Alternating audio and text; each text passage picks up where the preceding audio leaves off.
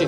যখন আপনি দেখবেন আপনার মনে বেশি পাথর জমে আছে, আপনার দুঃখ কষ্ট বুঝার মতো কেউ নাই, আপনার চোখের পানির মূল্যায়ন দেওয়ার মতো কেউ নাই, আপনার দুঃখ কেউ বুঝছে না, আপনার কষ্ট কেউ বুঝতেছে না, আপনার আশে নেই, পাশে নাই, নাই কেউ নাই, আপনি যখন খুব একা মনে হবে, আপনার দুনিয়ার কষ্ট যখন আপনাকে চেপে ধরবে, আপনি কিচ্ছু করবেন না, শুধু একটা কাজ করবেন, যাই নামাজটা পিছিয়ে ডাইরেক্ট সিজদায় চলে যান, ডাইরেক্ট সিজদায় চলে যান, কপালটাকে ঝুঁকাই দেন, নাকটাকে ঝুঁকাই দেন, হাতটাকে ঝুঁকাই দেন, নিজের অস্তিত্ব বিলীন করে দেন, চোখটা বন্ধ করে সিজদার মধ্যে চলে যান। আল্লাহর ওয়াস্তে করে বলছি, কিচ্ছু পড়া লাগবে না, শুধু সিজদার মধ্যে পড়তে থাকেন, সিজদায় পড়ে থাকেন, কান্না করতে থাকেন। ওনাকে বুঝান যিনি আপনি না বললেও সবকিছু বুঝে, ওই রবকে জানান যিনি আপনি না জানালেও সবকিছু জানে। দুনিয়ার মানুষ তো আজকে বললে কালকে চুপ উল্টাই ফেলে, ব্ল্যাকমেইল করতে শুরু করে। রব তো সবকিছু জানার পরেও দোষ গোপন করে রেখেছে। ওই রবের দরবারে সবকিছু বলতে থাকেন, 1 মিনিট, 2 মিনিট, 3 মিনিট, দেখবেন